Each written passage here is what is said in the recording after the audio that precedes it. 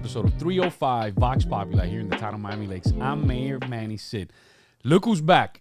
Former Vice Mayor Jeffrey Rodriguez. How you doing, Jeff? Good, Mayor. How are you? It's been 30 days, right? About 30 days. Just about, yeah.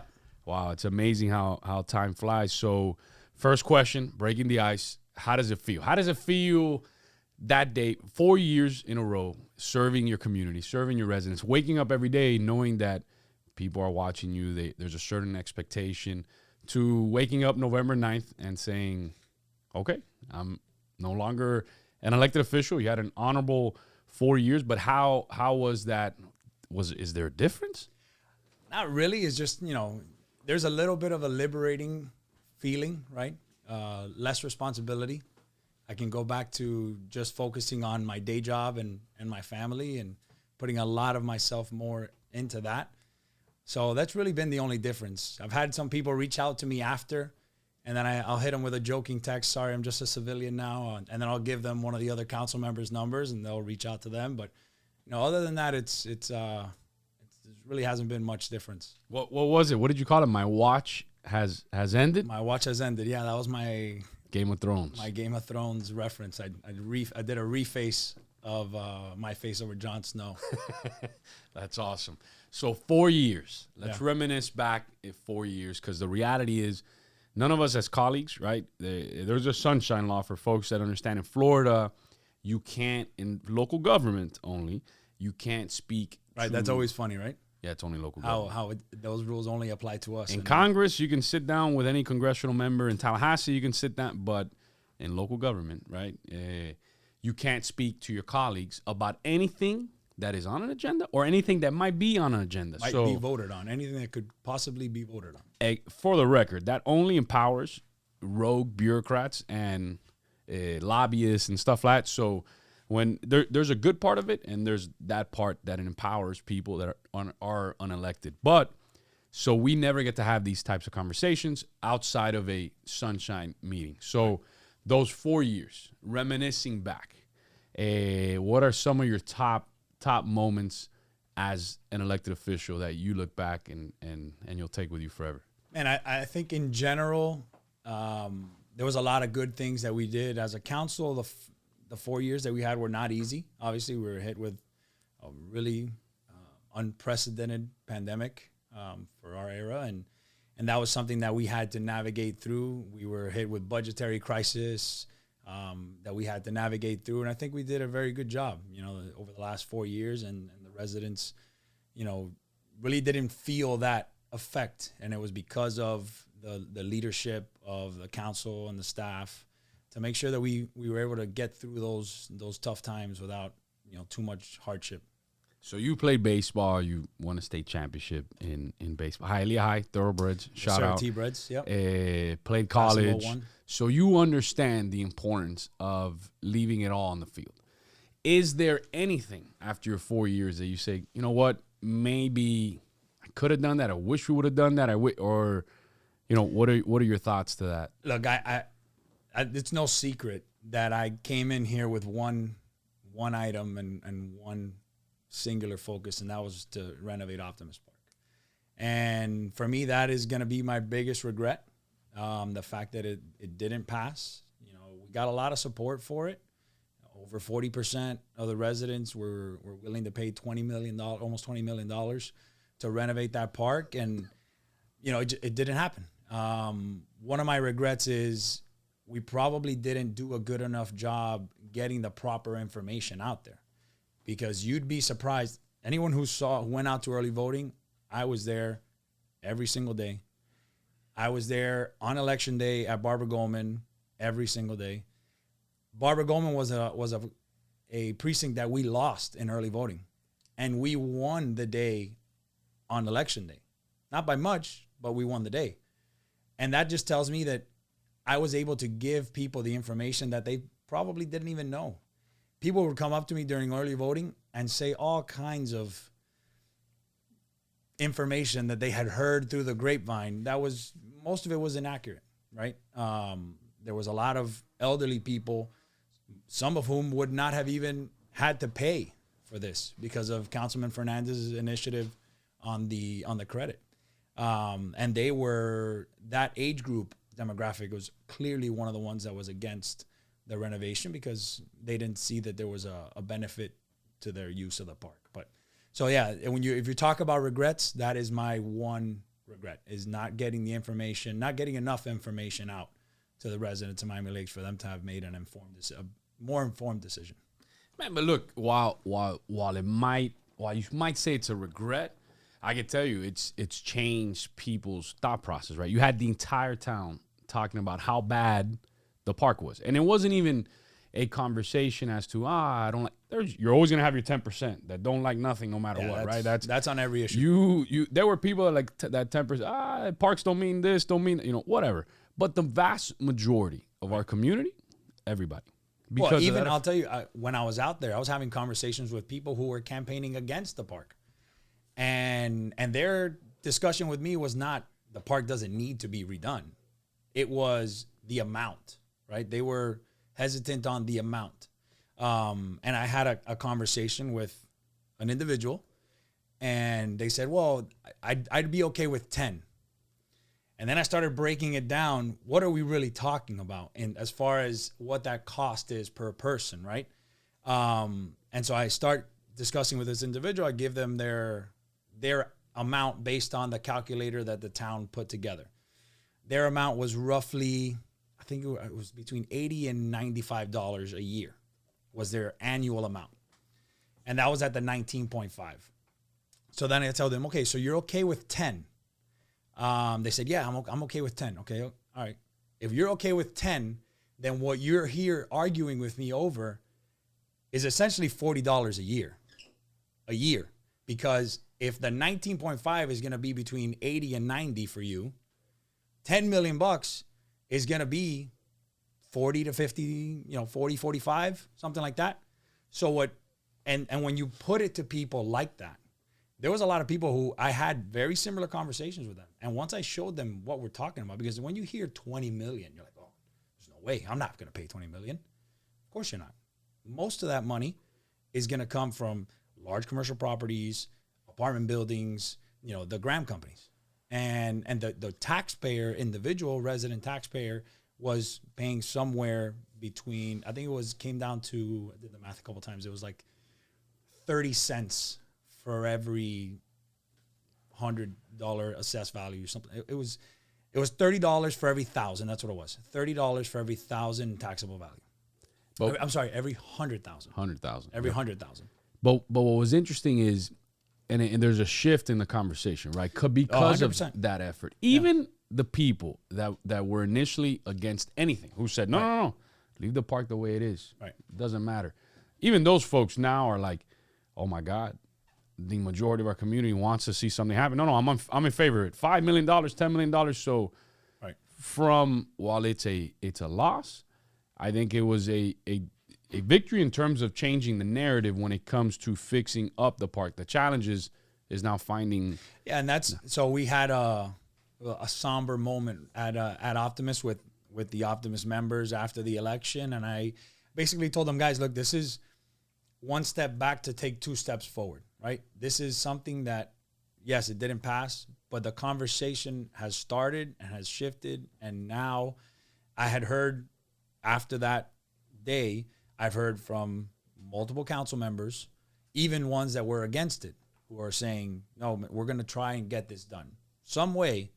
The question is how, right? How do you do that? How do you go about making a change that is actually going to address the issues that we were trying to address, which is the layout, the flooding, and the parking, right? Listen, the challenge is there's council members since incorporation that make these things a priority and never have gotten it to this point. So while seeing that as something that maybe didn't pass, I still see it as it shifted the conversation. But what other issues were you able to accomplish in those 4 years that now you look back and you drive around and you're like, wow, I could think of. I'll tell you one real quick that you did. And I know you have several other ones, but I'll tell you one that I think about every time I go to the park. When I go now to any park in our community, now I know, and when I see kids running around the grass because of you and because you came up with the idea, We don't use what is it called? Glyphosate. Glyphosate in our parks that have. That was very early. That was one of my first it was. meetings, I think. It was. So in the lakes either. Yeah. That is. Then it's made an impact, right? So now you're seeing our lakes being healthier, our parks being healthier. So what were those issues that you drive around? One of the ones that I'm the most proud of is what we've been able to do in the building department at the town. We put together. I requested a building department review committee, and I got a lot of heat for that. Right? I was saying it was political, and it wasn't political. I had been hearing from residents for almost 2 years already on complaints of what was happening to them in the building department. So when I keep bringing those things up and nothing's changing, then I need to do something. And so what we did is we created this committee with very experienced individuals on the committee, people whose reputations are above reproach. And so they did a very good job of outlining a method on how we can play it out. But an unintended consequence of that was we ended up bifurcating the position. We used to have where the building director was also the building official. And it was one person who fielded calls from residents and was also the building official and made building decisions, right? And to the manager's credit, they bifurcated that position into two individuals, a gentleman who is extremely good at discussing and handling issues with residents, and Danny Angel, and the current building official, who is a seasoned building official who makes reasonable decisions, right? And after those two gentlemen took over is when we started seeing issues that had been logjam for 2 years for insignificant items, not life safety. These are not, fire sprinklers or things, electrical issues. These are basic things where if you are a reasonable building official who gets reasonable information, you can help these people who are business owners and residents spending their hard-earned money on making improvements to our town, and you're giving them a hard time. So what I have, that's probably the thing that I'm the most proud of, is the way our building department runs right now is exceptionally better than what it was when we first got here. So yeah, but you're a nice guy, man. You like giving other people credit. The reality is you took the heat. You're the one that pushed it. And at the end of the day, change, whenever there's change, specifically in government, because once you're in government, everybody thinks that's the best. The way they do things is the best in the world. And we know that's not true. In the private sector, right? Yeah. Things improve every single day. So in government, when somebody like you starts questioning things, your character gets assassinated. Things get made up. These articles in the newspapers, this and that. But the reality is you were the catalyst that made all these changes possible that today everybody takes credit for. Everybody else now like, oh, yeah, no. So I came up with it. No. You're the one that took the heat. You're the one that took the punches. You're the one that your name was in the newspaper. People were making things about you. But I think that's, credit is we got to give credit where it's due, right? So and I get it. You're a nice guy. You want to give everybody credit. But the reality is most folks would have been okay with status quo about everything in everywhere in government. The reality is the people that make the fundamental changes for others are the ones that take the hits, because you took a lot of hits and people were making up stuff. But even those people that were making up stuff now are like, no, we have the best building department. And I'm like, wait a second, you were criticizing everything that was happening before. Now, you know what I mean? So, now we do. Thanks to the gentleman that we have in there now. No, 100%. So seeing, and I think cul-de-sacs too, because cul-de-sacs nobody thinks about. But I know now when I drive around, there's one in the west side of town that those neighbors just call me all the time. And it looks beautiful. So those are little things. Cul-de-sac beautification, Yeah. That's so. Oh, and the golf carts. I think there's 15 registered already. Right now there's 15, yeah. I think we're slowly getting there. People are finding out about it and making sure that they get their carts legalized so they can register. All right. So what were your favorite, I'm not putting you on the spot, your favorite moments as an elected official and your least favorite moments as an elected official? Well, by far my favorite moment is always the Veterans Day Parade. That's my favorite, and it's not even for me. It's my kids absolutely love that Veterans Day parade, and being able to share that day with so many people and seeing their friends on the street and waving at everybody that they know. And that really is a special day for our family. And luckily I was able to do 4 this year. The Veterans Day parade fell before the election, so I was able to get the 4th one in. But it was very, very special day for me. That is all. And you're right, man. That Veterans Day parade is older than us. So that makes it incredibly special to see that tradition continue to our kids. And so that is true. What would you say is your least fan? I know it's a tough question, but you're not an elected official. You could be honest now, right? So like, what is your least favorite moment as an elected official? Well, I'll tell you, even as an elected official, I consider myself an honest person. I had people who would come up to me and they're like, why are you voting? I says, I will never hide behind a vote. If I make a choice and I make a vote, I'm going to tell you why. And you can call me and we'll talk about it. You may not agree with why I did it, but I'm willing to talk to you about it. And so that was always one of my big things when I was in office is I'm going to tell you why I did this. And I'm going to show you my reasoning and my logic behind the decisions, right? My least favorite. Yeah, and I mean it from as an elected official, we can't say sometimes what we feel because we represent everybody. It's not us. It won't impact. So, for example, if somebody says something that's outlandish, you're like, oye, ¿qué tú estás hablando? You know what I mean? Eso no tiene ningún sentido. But thank you. Thank you very much. You are the master at the thank you very much. You got no other choice. You are and like, that just saying that is sort of what you have to do, right? You have to, because the residents, every resident that comes and gives their time to speak on public comment is important. I may not agree with what they're saying. I may think that what they're saying doesn't have a basis, but it's important because the day may come where you're not in office or one of my other colleagues is not in office and you have someone who is not doing things the way they should be doing things.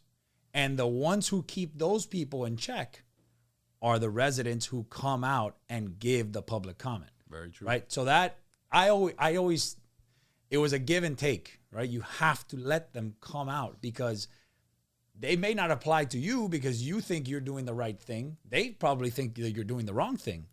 But the day may come where you may be aligned with them and they're going to be the voice that comes out and speaks out for the resident. So I always valued what those involved residents did because I've had this conversation with many people.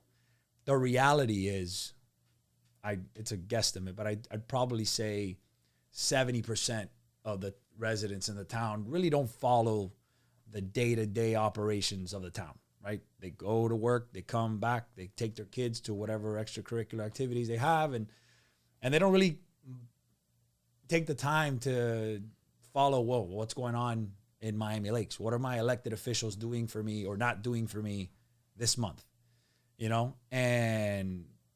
But you still have to govern thinking of those 70%. You can't just listen to the 30% that are super involved, right? You got to go out and think how this is going to benefit everyone, especially those who don't even know what you're doing, who have no idea what you're about to vote on. You have to think about those people as well. No, you're absolutely right. And we saw it in the election results, right? You saw residents vote down the bond, but actually vote in favor of even the folks that were in favor of the bond, which was fascinating. But least favorite, real quick, least favorite, if you want to go there, but least favorite moments as an elected official. Probably, obviously, COVID. That was a very difficult time as a town. People know my story. Personally, it was a difficult time. And but yeah, that's probably the most difficult. No, and I think that's people don't realize that the amount of loved ones, your mom, who we love, and I know is watching down very proudly of you, but a lot of folks in our community that passed away. You know what I mean? And how difficult those moments were, even for our kids and psychologically for everybody, businesses, this and that. But the human factor specifically, you, your family. I know about 2-3 other residents personally. So yeah, you're right, Jeff. Those are. But there is a benefit now. I don't drive to Brickell every day like I was doing before. So I get to spend a lot more time with my kids, and that has been invaluable to me, honestly. Being able to stop work, go pick them up in school, bring them back home, and then start working again is something that I wasn't able to do before this. No, and that's a part of public service that people don't see or appreciate is a human factor, right? Because it's people see pictures of us at events, but we're human beings, right? We have loved ones. We have loved ones that are no longer with us. But we keep moving forward and serving others, right? With a smile on our face, even though we might be hurting inside. So I know it was very difficult. So thank you for sharing that. Real quick, we do 2 things that are a little different. In this podcast, students get to ask you a couple questions, then you turn it over and get to ask me a couple questions. Sounds good. What made you want to be a mayor, and specifically why Miami Lakes? Why exactly did you choose to be a vice mayor here? I'm sorry. Yeah. So actually, the reason I got involved was this gentleman right here. Manny and I, you guys may know the story. Manny and I have known each other since kindergarten, and we didn't talk for a long time. And then all of a sudden I moved back into Miami Lakes, and I think you were running for office or you had just won the election. And I ran into you at a Christmas tree lighting on Main Street. And I go up to him, I didn't think he was going to remember me. I'd go up to him, hey, Manny, man, it's Jeff. You remember me? He's like, oh, man, yeah. And we got together. We had lunch. And he's like, you got to get involved. And so we started with economic development. Yep. Right? Yep. I got appointed. You appointed me to Economic Development Committee. And I was on there for like 5 months. And then Manny calls me. He's like, hey, you can't be on economic development anymore. And I go, what did I do? I did something wrong. He goes, no, I need you to go serve on the planning and zoning board. I'm a real estate attorney by trade, so that's something that's a little bit more in my wheelhouse than economic development. And so I get appointed to the planning and zoning board, and I served on the planning and zoning board for 2 years, a year and a half as the chairman. And then there was an election coming up, and Manny's like, hey, would you consider this? And I talked to my wife, I talked to my family, and I really enjoyed the work that we were doing on the planning and zoning board. It's similar but different. We don't make policy decisions. We make recommendations to the council on certain zoning and planification issues. So then, I decided, based off of that experience on the planning and zoning board, I decided to jump in to the council, and the rest is history. Yeah. Is there anything you miss about being the vice mayor of Miami Lakes? Is there anything I miss? Yeah, you know what? There is the text chat. There's a text chat where we get information on what's going on. Prime example, the other day there was a shutdown, an accident or something on 154, and my wife texts me, he's like, hey, what's going on 154? I says, I'm not in the chat anymore. I don't know what's going on, right? They text all of us the goings on of the town before anybody knows what's happening. So if residents call us, we know, hey, this is why there's this much traffic on this street. So yeah, that I miss. I miss having that information and being able to share that information with the residents that reached out to me about that all the time. That's interesting. You guys are good? Any other questions? Are you planning to do anything else in the future? Like, are you planning on returning? Politically? Zero. Or like anything else? Anything else? No. What I'm planning on is focusing on my job, right? Helping my firm grow and making sure that we provide our clients and continue to grow our firm. We're a small firm. I've been there since I graduated law school in 2008, and it's a very family atmosphere, and my partners are the best. And I just want to make sure that we continue to grow that and focus on making that the best firm we can be. Sounds good. Great questions, guys. Anything you got for me? We flip it around. Let you ask 1 or 2 questions, whatever. Yeah, I got one. All right. Are you gonna answer? Yeah. What are you doing next, man? What are you doing next? What is next? Because Definitely. you got 2 years. Yep. They'll be here before you know it. No, you're right. Less than 2 years, right? Less than 2 years. Definitely gonna run for something else. That I could tell you. You need to. Yeah. And I don't know what it's going to be. That I could tell you it won't be Tallahassee, but I'm in that deliberation process now. Definitely after the new year, I'll probably start heading in one direction or the other. But there's challenges, right? Like I won't go back to Tallahassee. I was up there for 7 years because too much time away from my sons are 14 and 12, the baby's 10 months old, and just way too That's much. tough.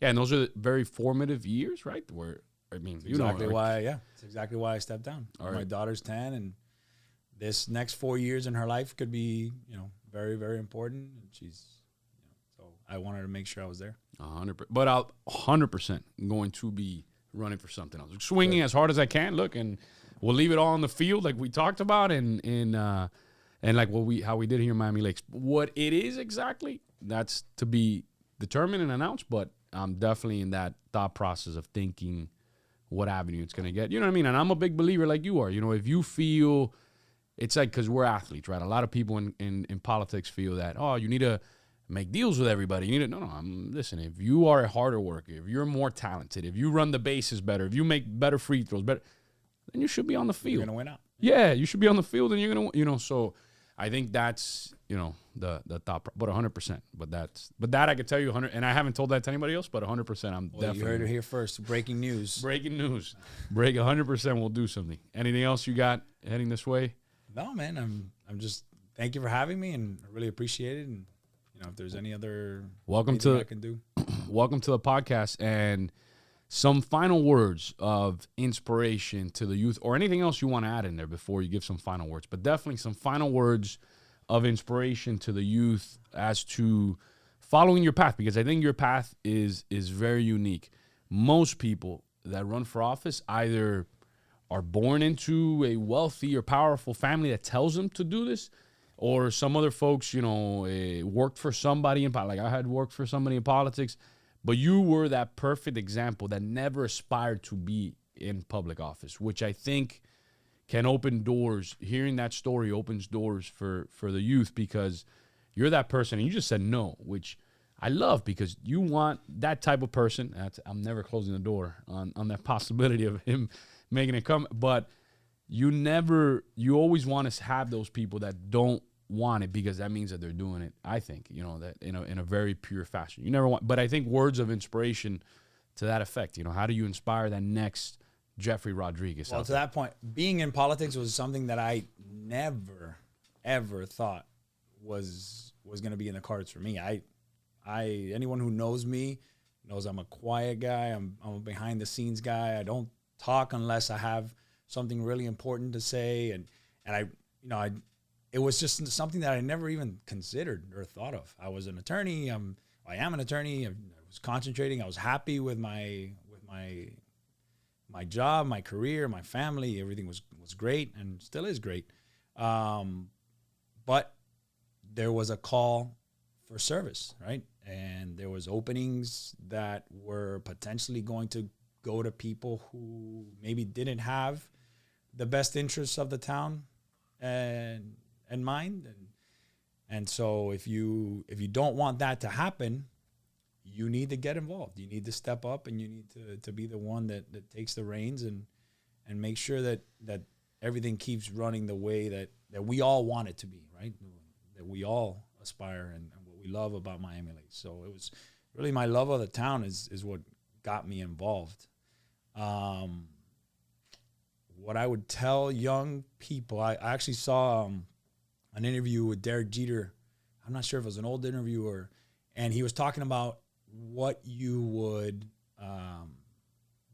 advice would you give? Somebody asked him, what advice would you give to young baseball players, aspiring baseball players? And his answer was perfect, because it's the reason I love baseball, and I think it's probably the best sport for kids to play, is no sport teaches you about failure better than baseball. in baseball, if you fail 7 out of 10 times, you're a Hall of Famer. You're batting 300, but you have failed 7 out of 10 times. Think about that. There's no other sport that failure at that level is applauded. So there's no sport that teaches you how to bounce back from adversity, from how to deal with issues that you're having, how to get out of slumps, how to, baseball is unique in that sense. But I think it applies to everything, which is why I think in life, if you're able to bounce back from failure, learn to deal with failure, because it's going to happen. It's going to come. You think you have everything going for you, and then all of a sudden, at the drop of a hat, things can change. So it's how you deal with that really builds your character. And that's why I just thought it was funny. Great words for the youth, and there you have it. Former Miami Lakes Vice Mayor Jeffrey Rodriguez. Make sure you tune in next Wednesday on YouTube, Instagram, Facebook, and Twitter. We're powered by Miami Lakes Auto Mall. Thank you to Fred Senra. They're located at 16600 Northwest 57th Avenue here in the town of Miami Lakes. Their phone number is 305-455-3510. Jeff, what do you think about this mural? Have you been in here since the mural got? I have not been in here. I have not been in your office since the mural was done. It's beautiful. It's Grisel Gajano, a local school counselor who's an artist at night, does a great job. Grisel is amazing, incredibly talented. Really, really impressive. Because of this and folks getting to know who she is, I think she's painted 3 or 4 other murals around that are amazing, amazing. The food today, peaks of scene. What did you guys think? I saw you guys taking down like 3-4 slices. Albert had about 5 slices today. It's my favorite pizza in Miami Lakes. No, it's amazing. Yeah. It's amazing. Gloria and Hector are the real deal. We love them. It's a family-run business. Their kids are there. Everybody's there. There's 6625 Main Street in here in the town of Miami Lakes, 305-558-3212. Thank you guys again. Our film production team, Matter Lakes Broadcasting. Today we only had, I think, 4 students, but they have dozens of students who produce this, who get the video content now, go back, produce it, and they learn real-world skills, along the way, and editing and video, because we know that's part of the future, ensuring that they have these types of skill sets.